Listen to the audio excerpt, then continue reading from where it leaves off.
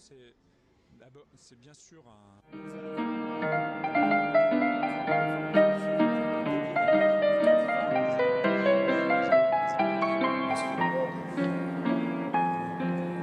Bonjour Gérard Boucanfuseau. Bonjour.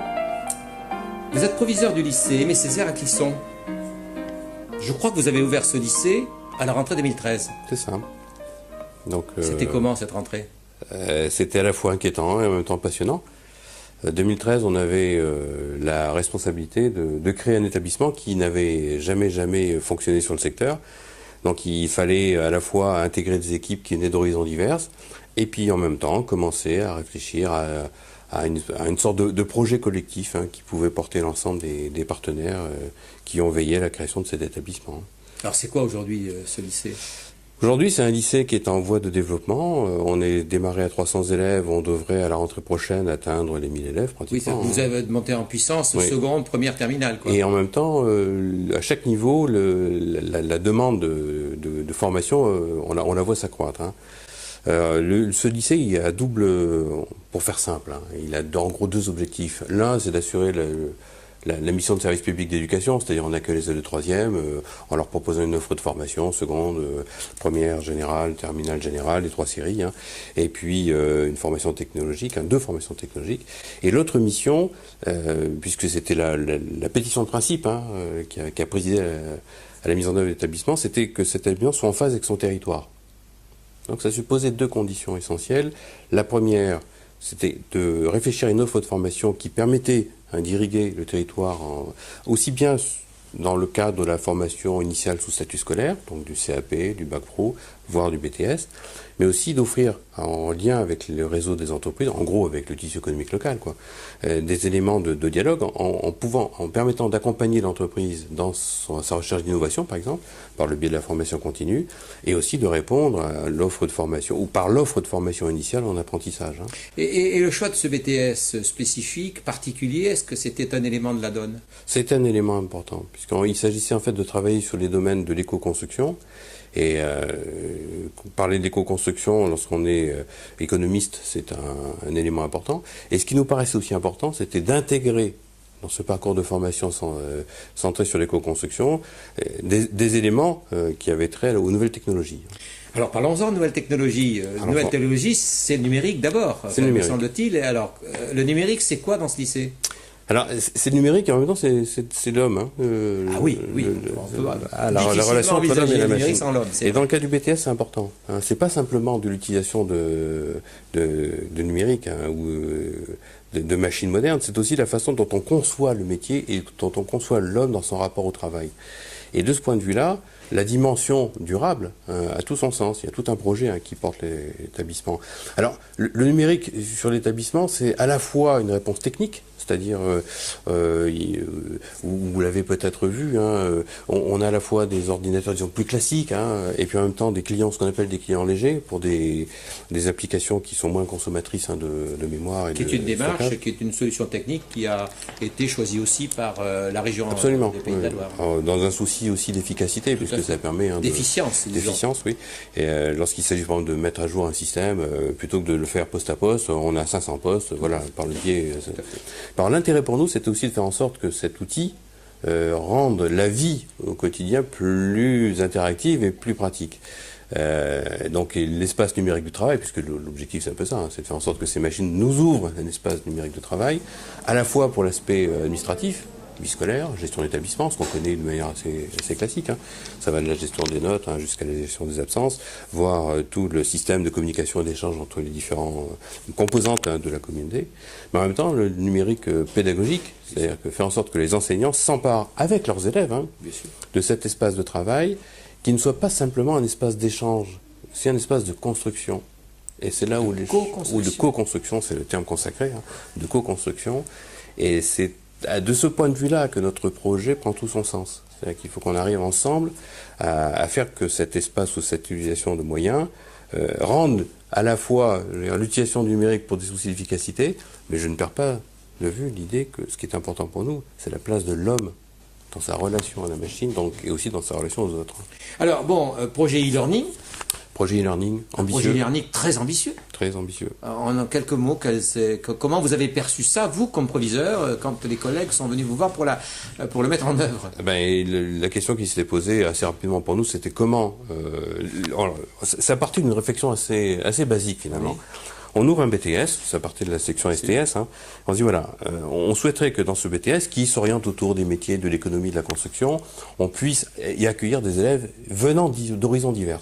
Et notre souci premier, c'était de dire, voilà, finalement, on a des élèves qui viennent du bac technologique ou du bac général, et aussi du bac pro. Et l'idée, c'est de faire en sorte qu'il y ait davantage d'élèves motivés, qui avaient envie de progresser, issus des bacs pro en particulier, qui puissent accéder à cette formation pour envisager soit une issue professionnelle issue du BTS, soit, pourquoi pas, pour les plus motivés, les plus ambitieux d'entre eux, aller plus loin dans leur formation professionnelle. C'est d'ailleurs une des démarches du ministère de l'Éducation nationale que de faire en sorte qu'il y ait davantage de bac pro en BTS. Absolument, on était tout à fait... Donc c'était le projet. Et j'allais dire que c'est une commande aussi du recteur de l'académie. Tout à fait. Dire, voilà, il fallait...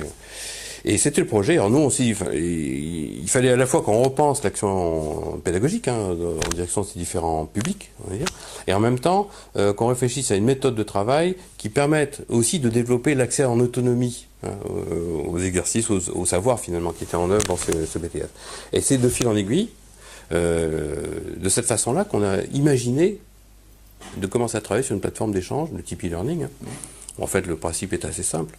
Un enseignant, dans le cadre de sa conduite pédagogique, il dépose un certain nombre de connaissances et d'exercices, libre à l'élève ou à l'étudiant d'y accéder en fonction de son programme. Et l'échange se fait avec l'enseignant par ce biais-là, c'est-à-dire que ça permet aussi de mesurer le travail qui se fait. Mais pour développer cela, il faut quand même des enseignants, je ne sais pas si on va les appeler innovants, mais au moins créateurs. Oui. Il faut des gens qui aient envie de remettre en cause leur conduite pédagogique. Et alors ils sont là. Ils sont là, ils sont présents. C'est pas toujours très simple.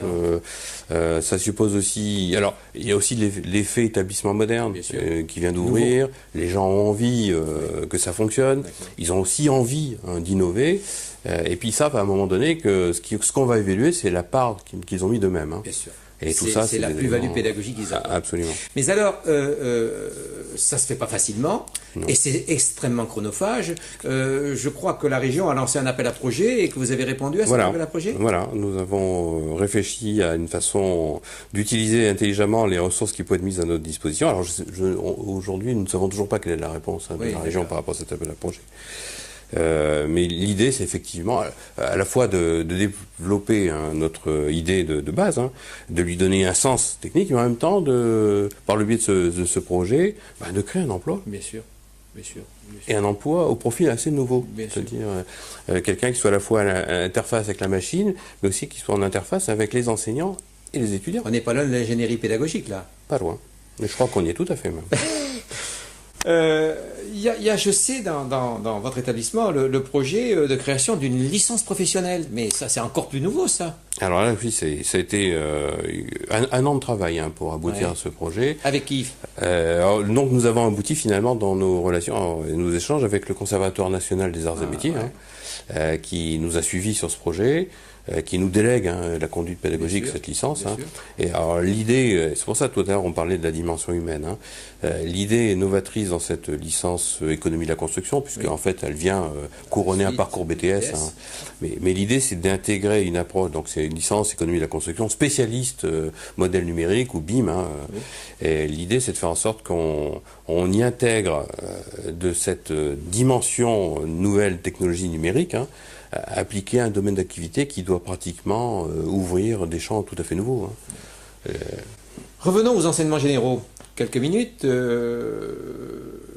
Un professeur de mathématiques de votre établissement, Stéphane Laure, comme d'autres d'ailleurs, utilise l'ENT et a émis l'idée de la possibilité de faire utiliser par les élèves leur smartphone comme matériel pédagogique en classe à l'usage des mathématiques. C'est tout bon ? Et il a, un enseignant qui a décidé de mettre son chef d'établissement en difficulté. Ah non. Puisque dans un établissement, on se pose toujours la question de l'utilisation des téléphones. Et de son aspect juridique, je dirais. Son aspect. Et alors ? Je crois que ce qui compte dans cette opération, c'est pas tant l'aspect réglementaire que l'innovation et l'intérêt que peuvent avoir les élèves à faire des mathématiques en utilisant finalement leur objet ou leur outil quotidien.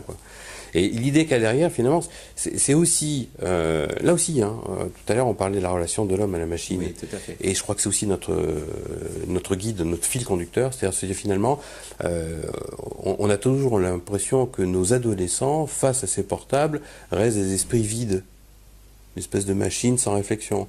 Or, on s'aperçoit qu'en utilisant ces outils, on développe une intelligence qui peut avoir des formes un peu différentes, un peu nouvelles. Et on se dit finalement, c'est peut-être ça, sur cet aspect-là des choses qu'on peut se retrouver, nous, les pédagogues, et ces jeunes qui sont en demande de connaissances, ils y vont spontanément au-devant de cette connaissance. Objet de recherche pour le lycée? Totalement. Avec des difficultés qu'il va falloir aplanir. Merci beaucoup, Gérard Beaugrand-Fuseau. Plaisir était pour moi.